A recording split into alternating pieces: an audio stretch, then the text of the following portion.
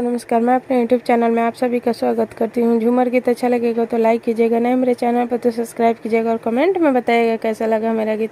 Please आप लोग support ज़रूर कीजिएगा मुझे। के देला दाल भात के देला चटनी, के देला दाल भात के देला चटनी, के देला हरियर मरिचा कच देना कटनी, के देला हरियर मरिचा कच देना कटनी। आई हो दादा रतिया मुँहले से बचनी, आई हो दादा रतिया मुँहले से बचनी।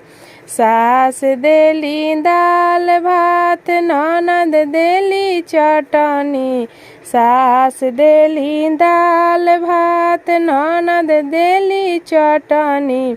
सैया देलन हरियर मरिचा कच देना कटनी, सैया देलन हरियर मरिचा कच देना कटनी। आई हो दादा रतिया मुँहले से बचनी, आई हो दादा रतिया मुँहले से बचनी।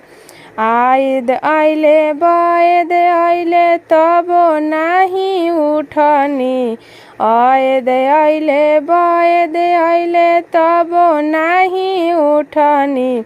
आधी रतिया पियावा आइले उठ के बैठनी, आधी रतिया पियावा आइले उठ के बैठनी।